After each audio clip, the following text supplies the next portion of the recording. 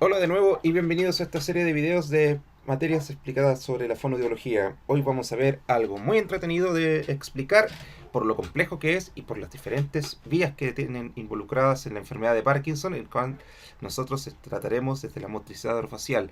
Vamos a hablar acerca del babeo, o en inglés drooling, como punto de partida para el tratamiento de motricidad orofacial en las personas con enfermedad de Parkinson. ¿Qué ocurre aquí? Bien, el babeo o drooling se confunde a menudo con la cialorrea o eh, y en caso de que ustedes no sepan, en la literatura se utilizan como sinónimos. Sin embargo, hay que tener en cuenta de que ambas son algo distinto. Las personas con enfermedad de Parkinson, por ejemplo, no tienen aumento de la producción de saliva, salvo en contadas ocasiones. Y el babeo no quiere decir siempre que se escape por anterior, como siempre se ve en las personas que babean en general. Eh, Hay que tener en cuenta ciertos aspectos. El babeo es muy prevalente en las personas con Parkinson. Tiene hasta un 70% de prevalencia, según estudios actuales. Aunque, según un metaanálisis, el promedio es de un 54% considerando el espectro de severidad de la enfermedad de Parkinson, y aún así sigue siendo un problema bastante recurrente y que afecta la calidad de vida de las personas con Parkinson. Se hace poco hincapié en el rol de la fonoaudiología dentro del tratamiento del babeo. En otros países como Holanda son los profesionales de primera línea para poder evaluar e intervenir babeo antes de pasar a técnicas eh, farmacológicas y quirúrgicas ya de sí irreversibles. Bien, el babeo comienza en etapas tempranas, pero su percepción e impacto son al comienzo leves. Las personas con Parkinson que comienzan a babear se dan cuenta que babean y establecen estrategias de corrección o de compensación que ayudan a mitigar la cantidad de veces que se babea durante el día, al punto que podrían controlarlo hasta que la enfermedad progresa y esa habilidad se pierde.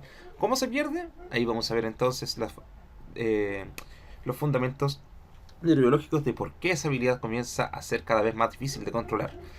Y como había dicho antes, impacta en el componente social y la calidad de vida de las personas con Parkinson. Esto es muy importante porque muchas de las personas que se quejan del babeo en Parkinson no ven solucionado su problema.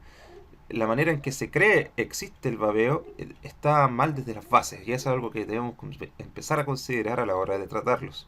Bien, como dije antes, existen problemas conceptuales acerca del babeo. Se cree que babeo y cialorrea son lo mismo, pero eso no es verdad, son conceptos distintos. La cialorrea refiere a un aumento del flujo salival. Puede ser por una inflamación de las glándulas salivales, puede ser por una alteración neurológica, puede ser por estrés. En cambio, el babeo refiere al escape de saliva que puede ocurrir a través de la boca. Pero también se ha llegado a la conclusión de que el babeo o drooling también ocurre de forma posterior. Entonces aquí el escape de saliva se va a hacer hacia la hipofaringe con el correspondiente riesgo de aspiración. ¿Bien? Hasta aquí estamos bien. Ya hacemos la diferencia entre babeo y cialorrea. ¿Bien? Pero aquí hay una gran cantidad de síntomas no motores orales que las personas con Parkinson tienen en general. Existen convivencias entre las tres. Bien, la gente con cialorrea no necesariamente babea.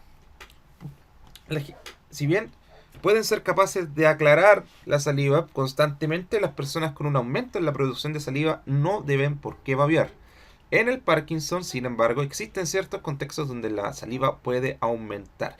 En las personas pueden secretar saliva más rápidamente por un tema fisiológico en sí de la enfermedad de Parkinson, y el temblor, sobre todo el temblor orofacial, puede aumentar la producción de saliva. Recordemos, por ejemplo, lo que hace la masticación. En la masticación el flujo de saliva aumenta.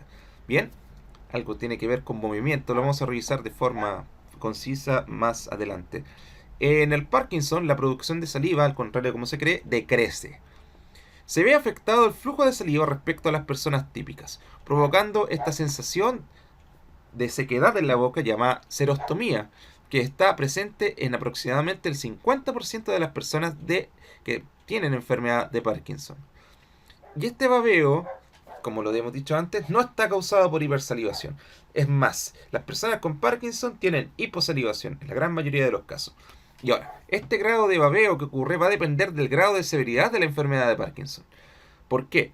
Porque el babeo va a ser peor en el estado off del paciente. Después del subidón, por las primeras horas de la levodopa, va a ocurrir este estado off, donde va a ocurrir freezing, donde va a ocurrir una gran rigidez, etcétera. Ahí donde comienza el babeo a empeorar. El babeo severo se asocia entonces a disfagia y la empeora. Entonces, este escape no es solamente por anterior, también es por la faringe. Y ocurren riesgos de penetración y expiración que son medibles y que deben ser también considerados. En el Parkinson, la saliva se acumula a lo largo de todo el volumen de la boca y no se deglute adecuadamente, por lo que comienza a acumularse en la boca. Y el babeo es más severo en los hombres que en las mujeres. Vamos a ver entonces por qué. Bien. Sin embargo, como comúnmente se cree, el babeo es un problema de disfagia. Falso. El babeo no es un problema de disfagia. El babeo es concomitante con la disfagia. ¿Por qué? Porque el babeo está presente incluso en personas con mayor seguridad deglutoria comprobada. O sea, ellos son capaces de deglutir aún con los problemas que genera el Parkinson, aún no consideran o no se comprobó en la evaluación objetiva de la deglución que tuvieran disfagia. El babeo se ve favorecido por la persistente apertura vocal causada por la hiponimia y la rigidez orofacial. Es por eso que las personas con Parkinson, a modo de la incompetencia labial de las personas con síndrome de respirador oral, tienen la boca abierta todo el tiempo y además por su inclinación y alteraciones posturales, esa baba comienza a caer constantemente y no son capaces, de punto de vista sensoriomotor, de activar esta deglución refleja de la saliva, por lo que va acumulándose más la saliva y al final se va cayendo. Empeora con la disminución de la frecuencia de la deglución espontánea y vamos a saber por qué ocurre la disminución de esta frecuencia. Bien, el babeo entonces, como Calf, una gran investigadora, una logopeda holandesa que se dedica principalmente al babeo en personas con Parkinson y que yo conocí en el Congreso Mundial de Parkinson en Japón, es un problema de motricidad orofacial, principalmente, y secundariamente de deglución. Si hay disfagia, va a haber peores consecuencias para el babeo de que si no lo hubiera. Pero entonces, ¿qué es lo que falla? ¿Qué hace del babeo un problema persistente en la comunidad de las personas con Parkinson? Bien, existen ciertas bases neurobiológicas que explican, por ejemplo, cómo ocurre el babeo en las personas con Parkinson, que es distinto a cómo ocurre el babeo, por ejemplo, en las personas con parálisis cerebral. ¿Bien? Existe referencia a las sensaciones de distintas zonas orofaciales. Recuerden que la boca tiene un montón de receptores de distintos tipos y de grados acerca del estado y la estructura de la boca en sí y del objeto de la boca. Lamentablemente, para poder actuar constantemente necesitamos esta acción simultánea de múltiples receptores que va dando cuenta del estado de la boca y va formando una imagen o modelo mental acerca de nuestra boca en las zonas corticales más altas. Por eso tenemos que hacer hincapié en otro concepto que también fue hecho por holandeses llamado somatorrepresentación. Es aquí, en la representación de una parte del cuerpo como un objeto en sí mismo, donde nosotros vamos a tener que darnos cuenta por qué ocurre el babeo. Esta cosita que vendría siendo la boca es una cavidad, en cierto modo, que va acumulando líquido, y las paredes, sin embargo, tienen un montón de receptores que podrían darnos cuenta acerca de la viscosidad de la saliva, del flujo de la saliva y de la cantidad de saliva. Si en algún momento esta información desde el comienzo se ve afectada por alguna alteración neuronal propia del Parkinson o en los centros que integran esta información en primer lugar en el tronco cerebral o en la corteza, vamos a tener problemas con esta somatorrepresentación y vamos a tener una especie de lavatorio donde no hay ningún tapón. Entonces el agua se va a ir constantemente yendo y no se va a poder mantener la forma de este recipiente que vendría siendo la boca en relación a la saliva. Bien, se supone que si tenemos bien este punto de vista de la somatosensorialidad múltiple, va a crear gradualmente representaciones conscientes. La persona tiene una representación consciente de cómo es la boca. Y esta representación no va a poder ser generada solamente con un simple input sensorial, sino a través de varias y repetidas experiencias sensoriales. Dolor, temperatura, tacto fino, tacto discriminativo, tacto no discriminativo, propiocepción, etc. Como no se puede ver el interior de la boca, y esto es importante, La autoexploración, perdón, juega un rol fundamental y es aquí donde la lengua tiene su principal protagonismo, porque es como una fobia, es como un ojo que ve toda la condición del sistema estomatognático, en este caso de la boca. Se continuamente va interactuando tejido tras tejido a través de la autoexploración hacia las piezas dentarias, hacia el vestíbulo oral, hacia el paladar duro, hacia el paladar blando, etcétera. Va a tener constantes exploraciones de diversos tipos de tejido. Bien, para poder dividir esto y llegar a la famosa somatorepresentación necesito bases. Esas bases son la somatosensación, que son los inputs aferentes que tienen que ver, por ejemplo, con el tacto, el dolor o la propiocepción, y que continuamente van sensando información que del bolo, por ejemplo, o de los líquidos de la boca, o del estado de los órganos de la boca, y en combinación unos con otros van creando este concepto de somatopercepción. Así que esta percepción de los objetos siempre es múltiple. Bien.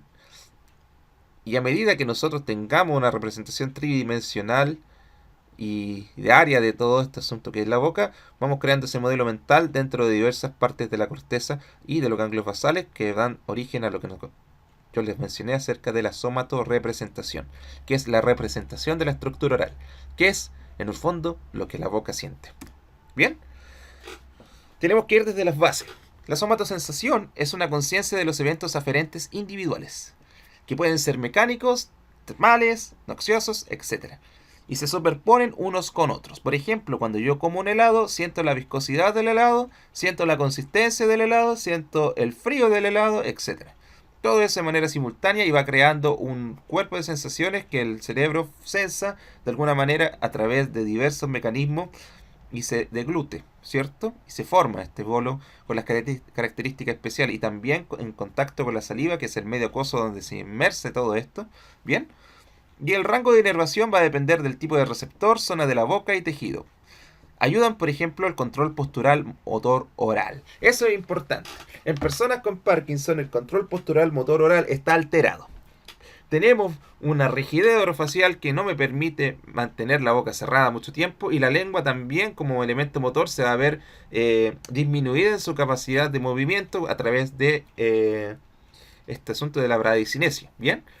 Va a haber diferencias entre los tipos de fibra nerviosa y la adaptación que tienen. Por ejemplo, existen receptores de fibras de adaptación lenta que son de tipo tónico, que descargan persistentemente y son, por ejemplo, los de tacto grueso.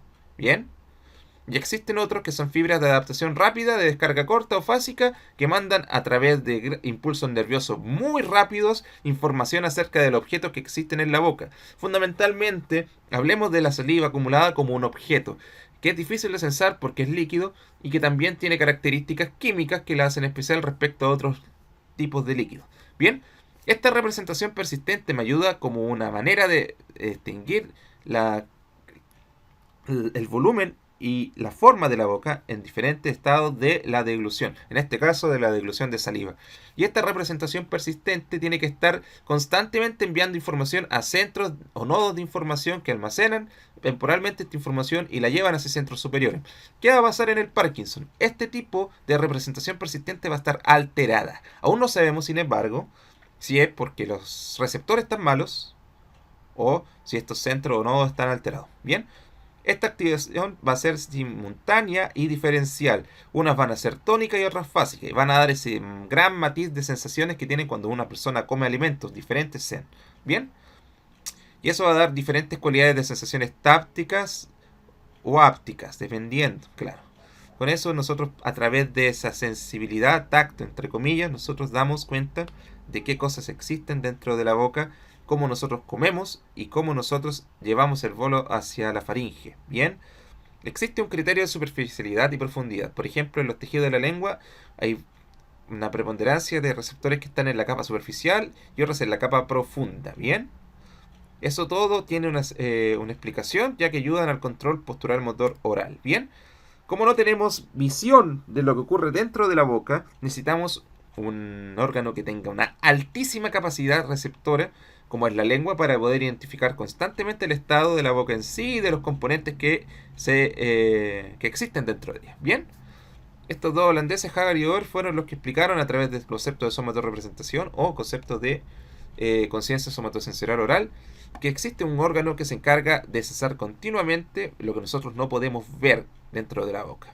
Bien, y va a haber diferencias morfológicas de acuerdo a esta sensibilidad. Va a haber zonas de mayor sensibilidad que son anterior, más que posterior, y medial más que lateral. O sea, la punta de la lengua es el que hace todo el trabajo.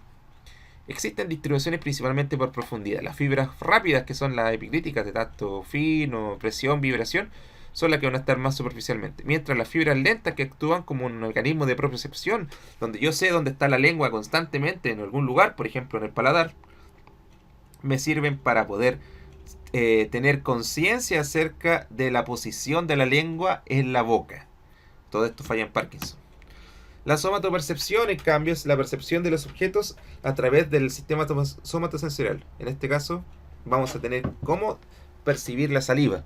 Existen dificultades para poder establecer las bases neurocognitivas de la estereognosis oral. Sin embargo, hay mucha investigación actual que nos va a ayudar mucho a dar cuenta de cómo sucede.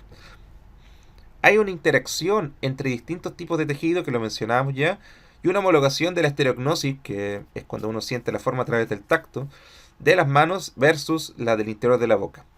Hay dos giros que tienen que ver con esto y después lo vamos a ver a través de los estudios de la ínsula.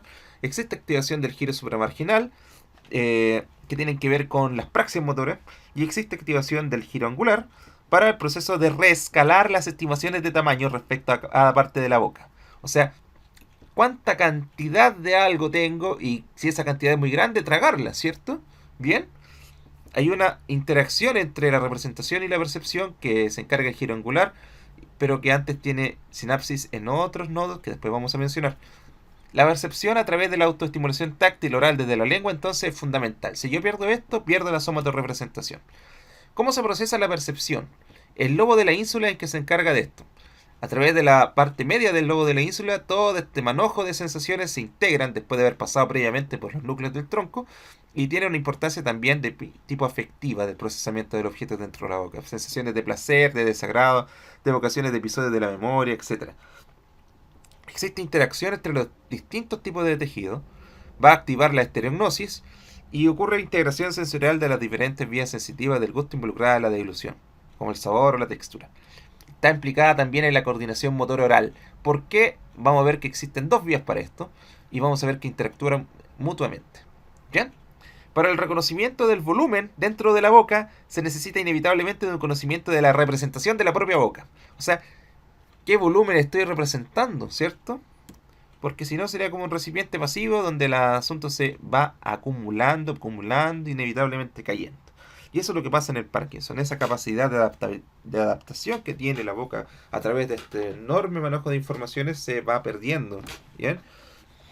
Y ya vamos al nivel más alto, que es la somatorrepresentación, que tiene, primero que nada, existe un problema con la definición de imagen corporal, porque es un concepto que nació desde la estética, sino que ahora vamos a tener un modelo corporal.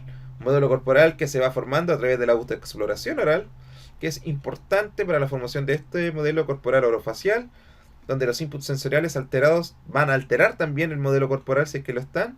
Y se ha comprobado, por ejemplo, cuando se pone anestesia en la cavidad oral y se siente que su cavidad oral es más grande. Por ejemplo, si pones anestesia en la lengua, te darás cuenta que sientes que tu boca es más grande de lo común. Existen diferencias, sin embargo, entre el modelo corporal actual y el modelo corporal almacenado.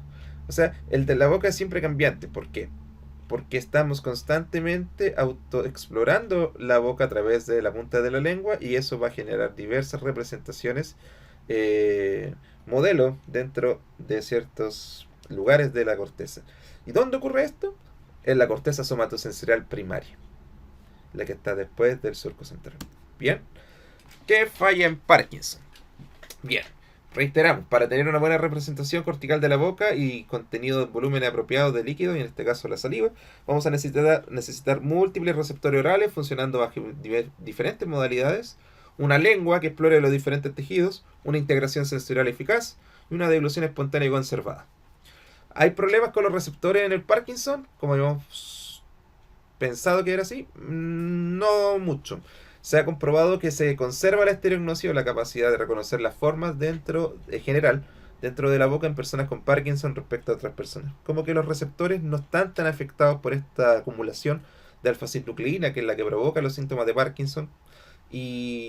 Pero sí hay alteraciones en diversos puntos. Por ejemplo, en la capacidad de reconocer formas complejas del bolo. Y como yo no reconozco la forma del bolo, sí, la de otras cosas, por ejemplo, un lápiz, por ejemplo, sé que es lo que estoy chupando un lápiz.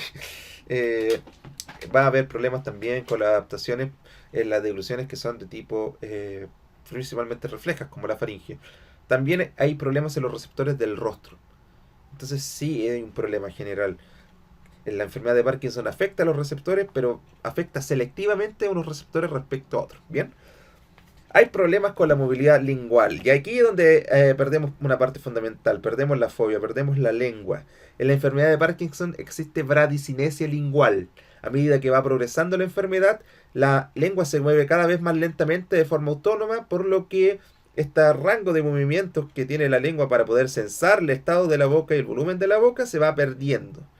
Es como si viera en cámara lenta mientras se va acumulando muy rápidamente la saliva. Por tanto, no tengo este mecanismo sensorial para poder dar cuenta de la cantidad de saliva que tiene la boca. Y por tanto se va acumulando, acumulando, hasta que por los problemas que dije respecto a la rigidez y bradicinesia orofacial, la boca queda entreabierta y va escapando saliva anteriormente. ¿Bien? Como no se explora adecuadamente, la lengua entonces va a tener peores desempeños que las personas típicas. Esto, sin embargo, va a ser más común de ver en las etapas moderadas graves del Parkinson. Bien, y hay problemas con un centro integrador de esta información que es la ínsula. La ínsula se encuentra significativamente afectada en la enfermedad de Parkinson. Dentro de ella se acumulan montones de alfa-sinucleína que van formando los famosos cuerpos de Levy, principalmente la parte anterior y media. Vamos a explicar qué son cada una. Bien.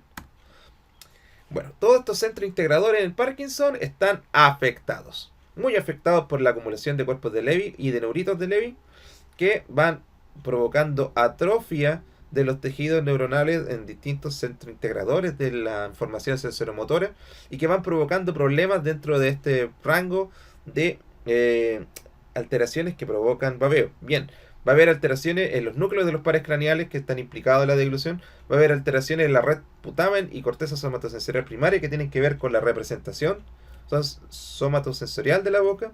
Va a haber alteración de las degluciones espontáneas y va a haber alteración insular y límbica. Bien. Las alteraciones de los núcleos del tronco, ya las expliqué. Hay una alta concentración de cuerpos de Levy en diferentes núcleos que tienen que ver con la integración de la información sensoromotora. Principalmente el núcleo del tracto solitario, que es fundamental porque aquí cae el trigémino, cae el facial, el glosofaríngeo. Entonces tenemos mucha información sensoriomotora del bolo y en este caso también de la saliva que se pierde porque hay peor capacidad para poder procesarla, ya que está atrofiándose el núcleo del tracto solitario. También se atrofia el núcleo prepósito o el núcleo como tal del hipogloso, por lo que también voy a tener problemas de movilidad lingual. Bien, a la par de la poca disponibilidad de dopamina en general que me permite mover las estructuras musculares del cuerpo.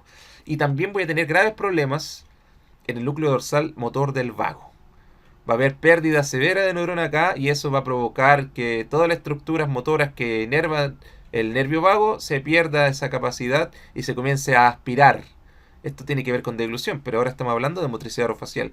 También va a haber alta concentración de estos cuerpos de Levy en la formación reticular, por lo que el tono muscular va a verse alterado y también va a verse alterada la conciencia, sobre todo a etapas más tardías de la enfermedad de Parkinson. Los núcleos precerebelosos también se encuentran afectados, por lo tanto la coordinación fina motora también se va a ver afectada, aunque no se va a ver tan afectada como en otros tipos de enfermedades.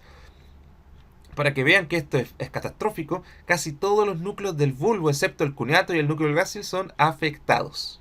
Y todos los núcleos afectados, de alguna forma, van a estar presentes los que son del puente y mesencéfalo, por lo que también van a haber problemas en los núcleos del RAFE, en la área tegmental ventral, en el locus coeruleus, en cerebellum, perdón. Va a haber problemas en muchos núcleos que tienen que ver con información extrapiramidal. Y también que intervienen en parte en las sensaciones que se llevan a centros superiores. Bien, va a haber alteraciones también, como si no bastara, en la red del putamen con la corteza somatosensorial primaria. Donde ocurra la somatorrepresentación necesita un centro que integre todo lo que ya anteriormente hicimos en el tronco, en la ínsula, está por acá atrás, que lleva la información hasta los ganglios basales para poder ordenar esto y generar un patrón motor que me permita deglutir saliva constantemente de forma automática. Estas fibras que van a llevarse acá, supongamos que este es el que está detrás del surco central, ocurre una desconexión. Una importante desconexión, no por trauma, claro, pero va a haber una desconexión sensorial de la información del estado de la boca y no se va a poder formar adecuadamente esta somatorrepresentación porque los resultados en las resonancias magnéticas de varios estudios indican que los pacientes que babean tienen una reducción significativa de la conectividad funcional del putamen con la corteza somatosensorial primaria bilateral. Lo que significa que todos estos movimientos ordenados y voluntarios o automáticos provenientes de algún movimiento voluntario aprendido, que es el putamen, el que realiza esto, se van a ver afectados. La vía directa y la indirecta van a estar afectadas. Además de los lobos parietales superior e inferior y áreas temporales y occipitales. Se darán cuenta que las áreas que había mencionado anteriormente de la representación, el giro supramarginal y el angular, están dentro de este proceso, entonces no va a haber una adecuada coordinación sensorimotora porque falla la información de entrada que llega desde la boca hasta el tronco y del tronco hasta los centros superiores y también del centro superior en sí. Bien, la mayor evidencia del rol de los ganglios basales en deglución es el putamen, el cual se activa bilateralmente al momento de deglutir de forma automática. Como esto no ocurre porque hay una afectación muy grave del putamen por esta acumulación de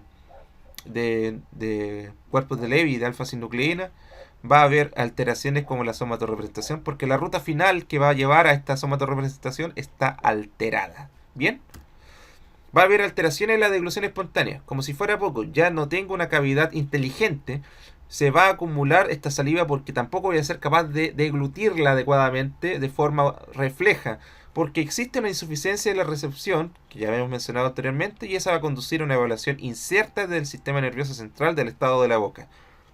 La sensibilidad oral desencadena movimientos de los músculos laringeos previo a la apertura del esfínter esofágico superior, por lo que la sensibilidad oral es un prerequisito para que este asunto de la deglución ocurra. Y como no tengo sensibilidad oral desde el punto de vista de los ganglios, porque ya están afectados y la información no es precisa, va a haber peor feedback y no voy a lograr deglutir adecuadamente de forma automática. Y además, si aún hubiera un problema no hubiera problemas en relación a los receptores y al subganglio, la información de salida va a verse afectada también porque el núcleo dorsal motor del vago se va a ver afectado. O sea que todo esto genera problemas en el patrón generador central. Por lo que yo pierdo esta capacidad o esta frecuencia de deglución espontánea de saliva que comúnmente los seres humanos tenemos. ¿Cuánto eran? ¿1500 por día? Bueno, uno por hora cada noche, no sé. Bueno, el caso es que este patrón generador central va a enlentecerse, va a ser menos eficiente, se va a acumular más saliva y yo no voy a tener una vía de escape salvo por la boca, ya habíamos dicho por qué. Y es porque existen también cuerpos de Levy en el nervio laríngeo superior interno y en los cambios, y va a haber cambios también en la musculatura faríngea, se va a volver más atrofiada, producto de esta afectación al nervio laríngeo superior que impide que se mueva adecuadamente la laringe, que no ascienda adecuadamente, que no abra el esfínter esofágico superior, que existan problemas de orinofagia, por ejemplo, de no activar la deglución como tal y que esta vía aérea se mantenga abierta y exista un riesgo muy grande de penetración y aspiración. Bien, la deglución de saliva también es función de los ganglios basales, no solamente es función de mecanismos reflejos que llegan al tronco y se devuelven a la musculatura faríngea, sino que también la deglución de saliva como tal es función de los ganglios basales en sí, así que tenemos doble afectación. Bien, y la última, que es la más compleja de todas, es que existen alteraciones en el lobo de la ínsula. La ínsula tiene un doble rol que es importante de explicar. La ínsula tiene implicaciones en dos grandes aspectos. Una, en la que ya mencionamos hasta el cansancio, que es la integración sensorimotora y sensorial de la boca, porque también incluye el gusto, y también en la red de atención dividida o alternante, que ya la vamos a explicar. Funcionalmente hablando, la ínsula se divide en 4 partes. La ínsula anterior ventral, o sea, la más anterior de la anterior, que tiene funciones emocionales y sociales, que se combina con la corteza del cíngulo y genera esta red de saliencia, que ya vamos a explicar qué es. La ínsula anterior dorsal, que tiene que ver con funciones ejecutivas, cognitivas en general. La ínsula central, que la hemos mencionado, que tiene que ver con tarea gustativa y olfatoria. Y la ínsula media a posterior, que vienen interviniendo en funciones somatomotoras. Bien, todo esto tiene importancia dentro de la deglución de saliva. Bien. Los trastornos no motores que tienen que ver con la ínsula son tales que si yo consideraría solamente la ínsula como la afectada de la enfermedad de Parkinson, tendría la gran mayoría de los síntomas no motores observados en la enfermedad.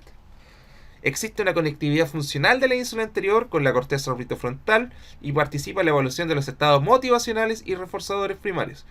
También conecta con la corteza olfativa, que ya sabemos que se afecta en primer lugar en Parkinson y aloja parte del gusto. Es un nodo importante para procesos cognitivos, emocionales, sensoromotores y autónomos. Todos estos están afectados en el Parkinson. Conforman junto a la corteza cingulada anterior la red de saliencia, la cual es importante en la atención de estímulos novedosos, con tareas de orden ejecutivo y atención alternante entre diversos estímulos de forma rápida. Por ejemplo, si yo estoy acumulando saliva y quiero pararme para poder buscar algo en la mesa, probablemente ese cambio de posición debiera generar adaptaciones biomecánicas que permitan que la boca se encuentre cerrada o que la saliva se degluta de forma normal. Pero como esto no ocurre, en diversos estados donde se hacen varias cosas a la vez, también ocurre babeo, también ocurre drooling.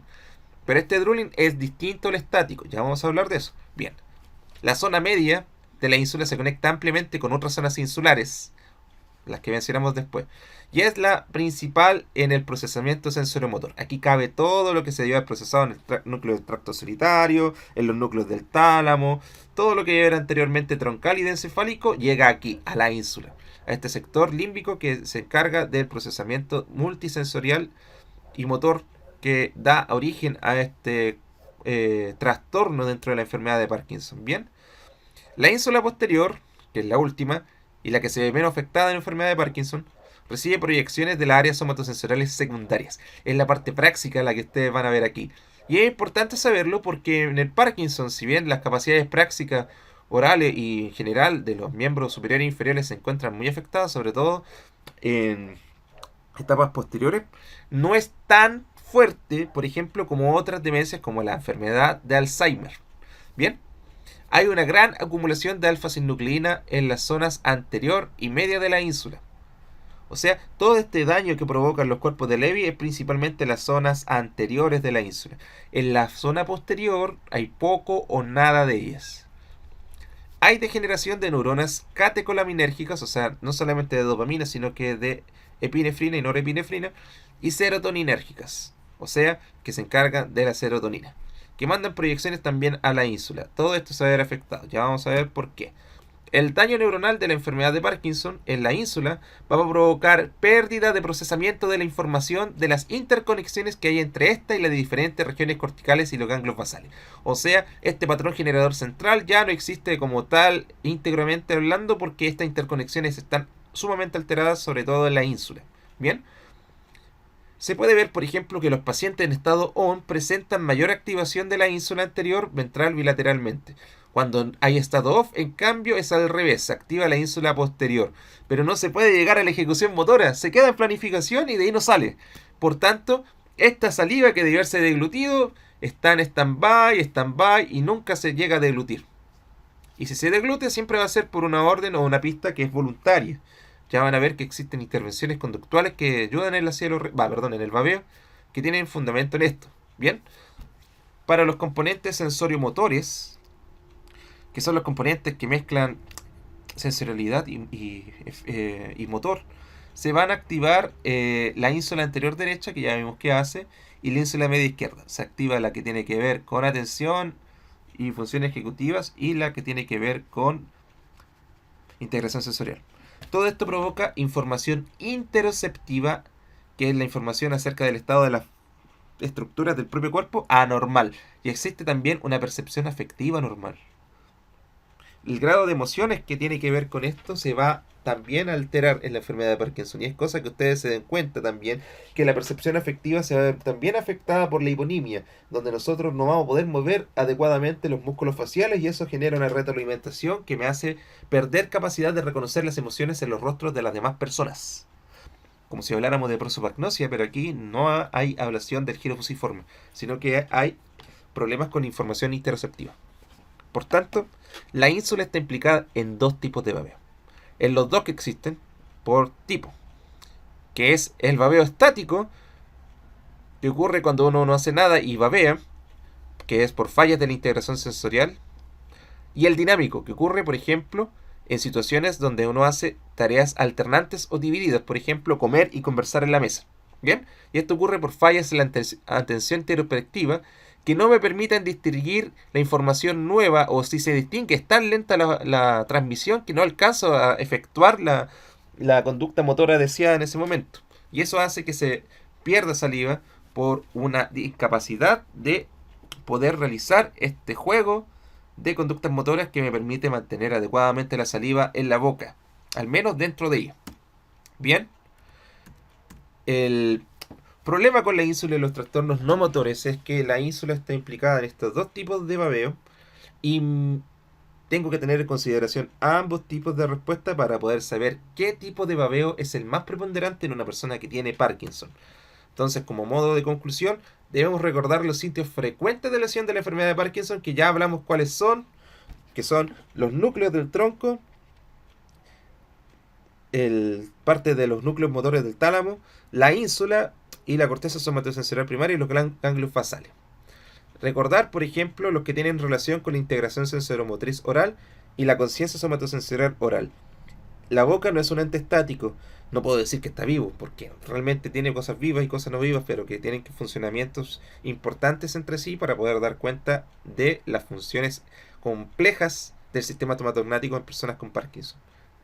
Debemos recordar los procesos de atención alternante o dividida que se van a ver interrumpidos porque no existe suficiente procesamiento insular para ello, ya que está dañado. Entonces, estas respuestas que fueron anteriormente en la vida de los pacientes bien acopladas y bien manejadas se van perdiendo al momento de deglutir la saliva automáticamente, sobre todo. O incluso de manera voluntaria, porque se ha visto, por ejemplo, que la ínsula anterior se activa al momento de deglutir saliva voluntariamente. Bien, recordar el concepto de patrón generador central que va a agravar los síntomas de babeo, ya que no se va a poder deglutir la saliva que se acumuló. Recordar también que existen otros factores que predisponen o empeoran el babeo, que son los que vamos a mencionar en otro video posteriormente, que son la rigidez orofacial, los posturales anormales en la enfermedad de Parkinson y la hiponimia. Cada una de ellas tiene una forma de tratarse y de intervenirse distinta a la otra. Bien, pero todas tienen y guardan relación con la terapia miofuncional, por lo que más adelante voy a enseñar ciertos ejercicios que tienen que verse a la hora de, ya un diagnóstico hecho, establecerse como rutinas, y les voy a enseñar cómo yo trato a las personas con babeo en enfermedad de Parkinson.